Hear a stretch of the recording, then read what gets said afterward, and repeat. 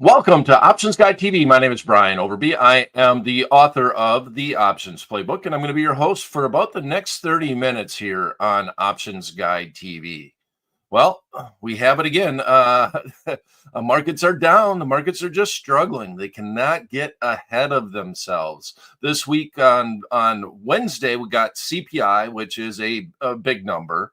And then Costco, which I think Costco there's going to be a lot of eyes on Costco. Macy's is also announcing on Thursday, but just to hear the strength of the consumer, because now, well, we still got obvious focus on CPI because of the Fed's strong focus on CPI and their control of raising or lowering interest rates. So that number is going to be big Wednesday morning, and then we're going to have Costco, and I think that the conference call is going to weigh heavier on Costco than the actual earnings report, but anticipated that they're going to do well, that the sales are going to be strong. It's just all about what are their forecasts going forward, and they usually will talk a little bit, much like Walmart, on the strength of the consumer just in general, and that I think is going to have a lot of effect on the market. So this week, as I promised, well, I don't know if I promised, I said, let's look at getting bearish in the SPX using whatever we want to use. So ultimately, let's not fight the trend. And I have been trying to fight the trend overall recently, but let's put on a position and then have an adjustment. So today's show is going to be all about that trade that we're going to put on in the S&P 500 index, the good old SPX. I'll make a couple of comments. NVIDIA is down 6 again today. So the weakness continues in NVIDIA, even after, once again, a very strong earnings report. We have the IWM, which we do have a position on. We are bearish in IWM, but IWM right now is down 0.35%, a third of a percent, and it's down 74 cents. So it's the right direction, but not down very much. SPX is down less than that, 0.2%. The SPX is down, which is $10.52. And then lastly, we have the VIX index still hanging around that 20 level, and it doesn't seem to want to leave. To me, I think this is the one time that the VIX index is really just showing the market that it really is a fear index, that people are nervous about where the market is at, and the VIX is showing that. And the struggles for the market to break to new highs, even though the market's still doing well overall, right? It's not blowing the doors off or anything, but the market still isn't. It's still flirting with new highs time and time again. There's a perceived weakness in the marketplace, and a lot of it just starts with the consumer. The weakness in the consumer is what's scary, because that's what held up the marketplace in 2024. That's what kept the marketplace going. It kept everything strong, kept earnings rocking and rolling as the consumer was still spending. They were saying that they weren't, but they were. That simple. All right, so here you go. SPX is at 59.64. It's down $9. All right, so we're inside the Tradier Hub options grid, and here is the butterfly that we're going to put on. I termed this butterfly going forward as an open wing. It is a non-standard butterfly, and I don't think it's a broken wing, because a lot of people will refer to that as my skip strike butterfly inside optionsplaybook.com. I call it the skip strike. A lot of people call it the broken wing.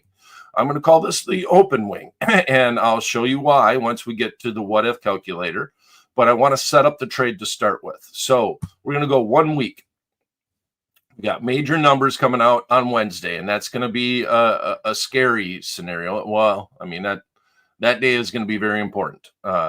It'd be nice if we could get out of the trade by that point in time, but implied volatilities are high. This butterfly is going to be put on for cheap, and if the market comes down it's going to be hard to get rewarded right away if we're correct on our forecast, if the weakness continues going into the report on Wednesday morning. But with that said, here's where we're at. 59.40 is where the market is at in the SPX. If we buy the 59.30s, we're going to go down 20 points, and then we're going to sell 2 of the 59.10s, and then we're going to go down 15 points, and we're going to buy 1 of the 58.95s. We can get this done. I like $3. That makes, let's say $3 for sure. And we'll make that the official paper trade just to keep the math simple.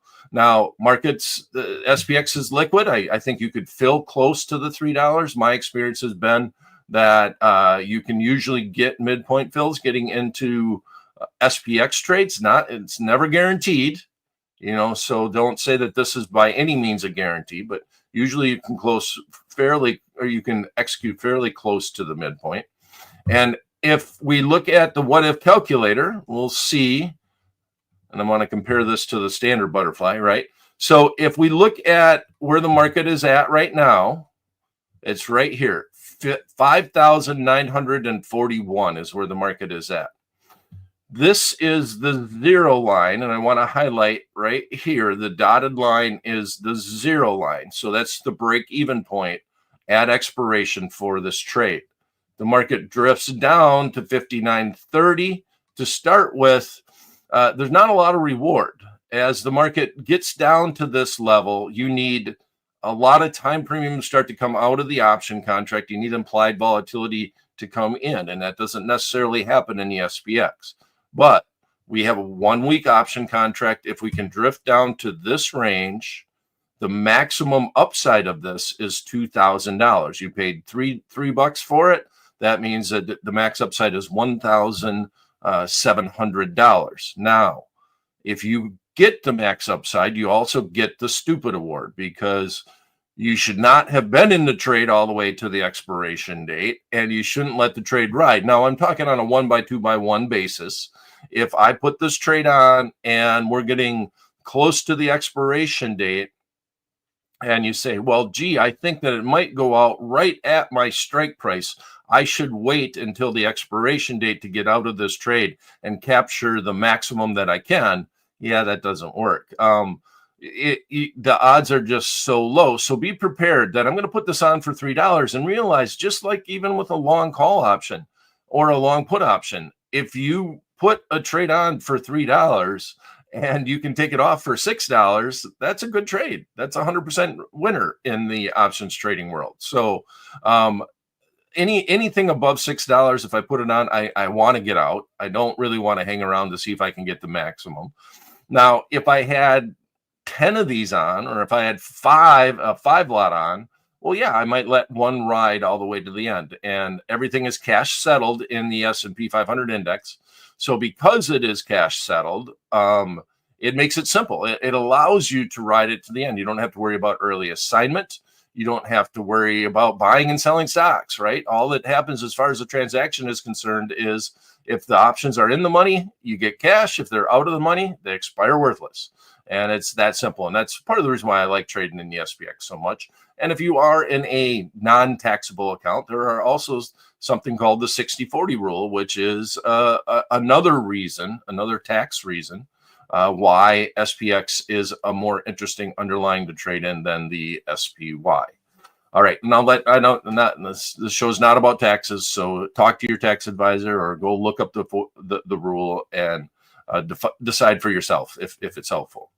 Okay, so now here's the wonderful thing about leaving the wing open, is that when you're doing a butterfly from 59.30 on down to 59.10, that is a bear put spread, a put debit spread, a put vertical spread. But bottom line is, this is what's rewarding you. Okay. From 59.10, this extra put that we have, down to 59.85, that is what's paying for the reward, right? So when you initially put it on, this is a short put spread, a put credit spread, a short put vertical spread, and that brings in a credit, but it also adds risk to the trade. Now, if we stop short on it, we don't bring in as much of a credit, right? So we're not going all the way down 5 more points. So this is 20 points, and this is 15 points. We're not going all the way down and then saying from 58.90 on down, or buying that option contract, which is going to cost less from that point on down, then we'd have limited and known risk on the downside. So by stopping short, we don't bring in as much of a credit. This is trading for 275 right now. If we go and look at the standard butterfly, this is the way the standard butterfly looks. And on the downside, this is 235. And I'm just looking at, this is what the risk is. That's what the downside would be. It's not this quote down here, but if I'll scroll it up just to show you here. So if you buy the 58.90 strike, if you buy that one, you are then paying 235. If you open the wing, you are paying 270. So you're talking about 35 cents difference to make your trade profitable from 58.95 and below, right? So at that point, the difference between the long spread and the short spread, and I'm saying this very distinctly, the difference between the long spread and the short spread is what the butterfly would be worth, which is $5. If you paid $3 for it, you would be up $2 on the trade. That simple. So you don't have to worry. This is the one thing that's nice about this trade, is that if the market comes down and it blows through your 59.10 and it starts going this way, well, you can let time decay work for you, because you don't have to worry if it continues on down, because if it goes all the way down, you're still going to be able to sell it for $5, or it can expire into $5 cash in your account because the SPX is cash settled. And if it comes back this way, right, and you see it from 58.95 all the way up to 59.10, well, if I'm in that range, this is where I get nervous, right? If I'm hanging around in this range, right around 59.20, right around that range, and that way on up. Now, the adjustments on the trade is an expensive trade, but this is important if you're going to set up the trade, because you need to have the cash to be able to adjust if you want to. So if the market does reverse today, and so far it's still down 11 points on the day, the SPX is. If the market does reverse today and you go into another day and the market runs up, let's say 1%, which would be $50 or so, if that starts running that way, and I can adjust it, what I can do is I can sell the 59.30 and buy back the 59.10. Now that actually would make that means you're selling the most expensive option contract and you're buying a cheaper contract. Now, if you do that, you're going to leave yourself in a short spread. And just be aware of that now I have risk from 59.10 down to 58.95. But if it runs up, all I do is sell this option contract that would still be, if it went up 50 points, the market would be 50 points this direction. So 30, 20, it would still be trading for around $3 on that trade if we did it. If the market ran 50 points higher, if it was at the money, went 50 points higher, this would mean that we'd look at a strike price that is 50 points lower, right? 59.30, 59.80. And you'd be looking somewhere between $2 to $3 that we'd be able to capture out of the trade. And that's what we paid for the trade, right? So now you're in a situation where you're like, I don't want the cheese anymore. Just let me out of the trap. I'm going to roll into a short put spread. The market is moving away from my strike, and I hope that that short put spread expires worthless. But I'm opening myself up to $1,500 worth of risk, and I'm going to have a short margin requirement on that. So we don't want that to happen. We want the market to come back down, but there is an alternative. Now, there's one other alternative is that you could sell this one and buy an even cheaper strike put, but that would put you in two short put spreads, right? So how does that happen is you would remove the most expensive option contract, the 59.30. You'd get rid of that, and then you would add one of these, and you'd have a 2x2 short put spread, which is 59.10 down to 58.95, and that would be a $3,000 requirement. So you start with a 1x2x1, 1 unit on a butterfly, and you would roll into 2 units, 2 short put spreads. All right.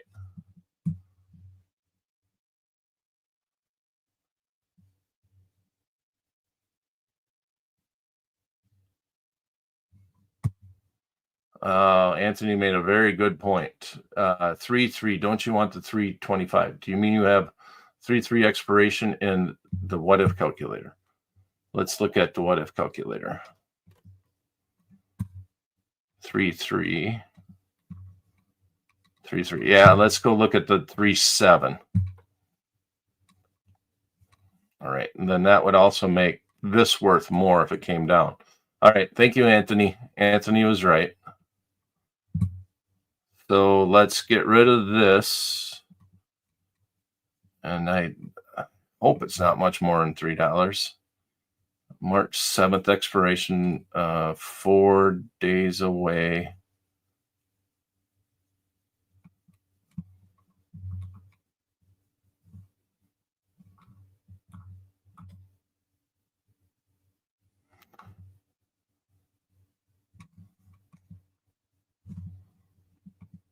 All right. Thank you, guys. You've watched enough of these shows to know that I was on the wrong expiration. So we buy this one. We're going to go down 20 points. 59. We're going to sell 2 of these. So we're 5 points away. 45, 2, and then we go 15, which is 95. Buy. All right, so now we got more time. It's 250 at this point in time, a little bit cheaper. And then we send this to the what if calculator. And that means that our max upside will be 250 on the trade. It will still be worth $5 at that point in time. Now, why are you doing this?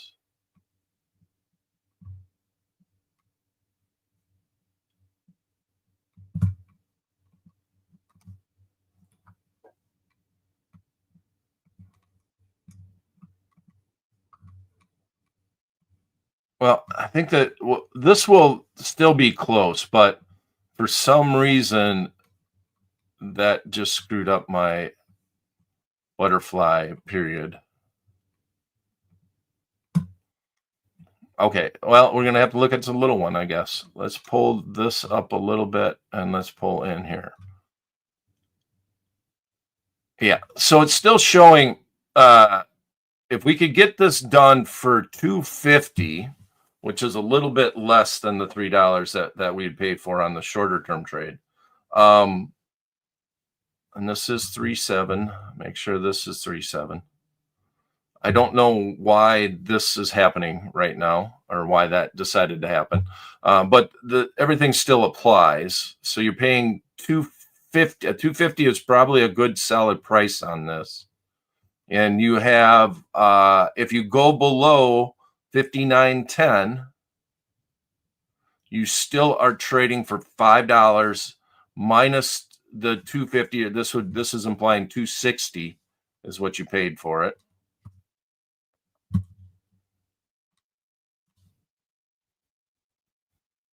And if it goes there, then the maximum you can make is 240 on the downside, because that would be trading for $5. But that line's screwing me up.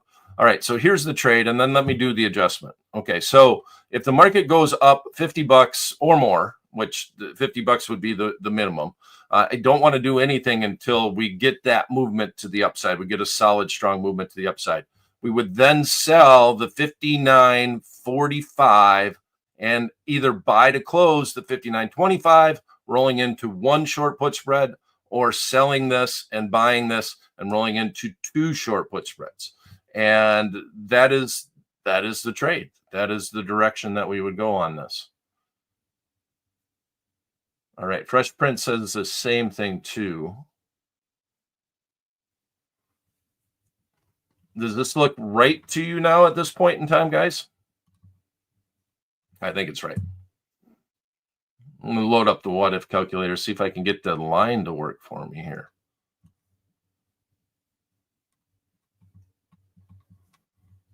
Not quite, because everything looks right here. I don't know why the as of today line is not working. Yeah.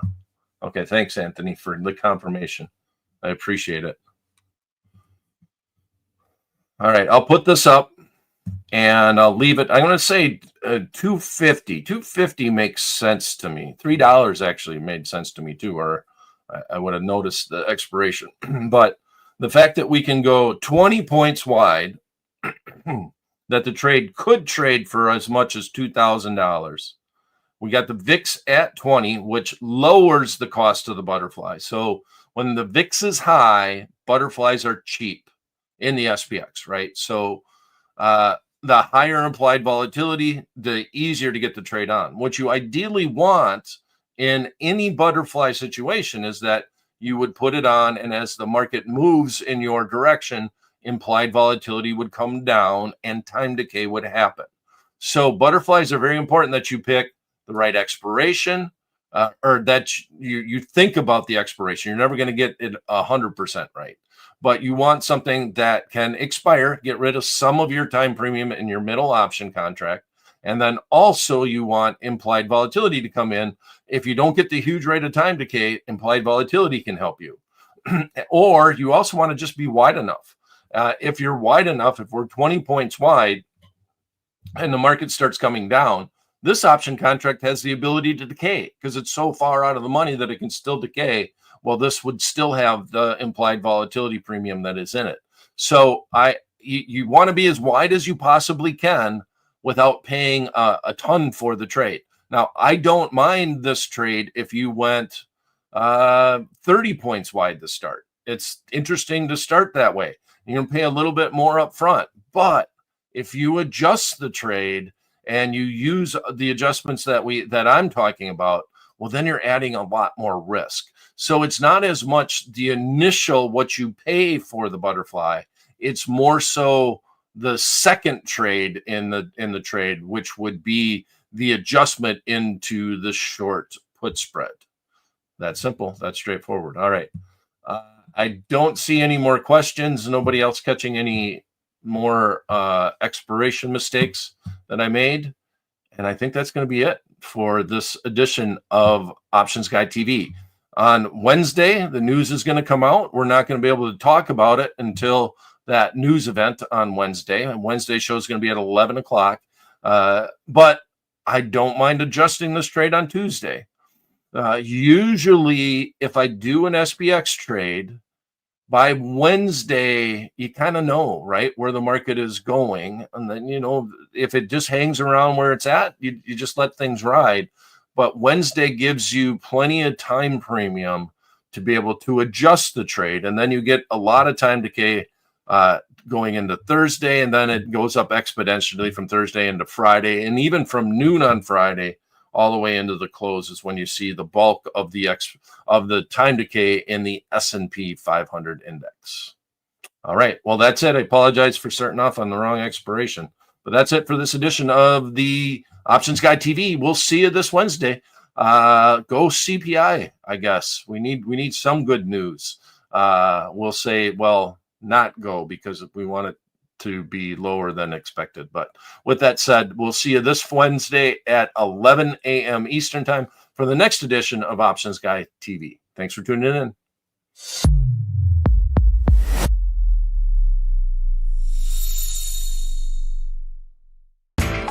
You know how the financial world goes. Here comes the buzzkill. Please make sure to take some time to read this boring disclaimer. We will owe you one.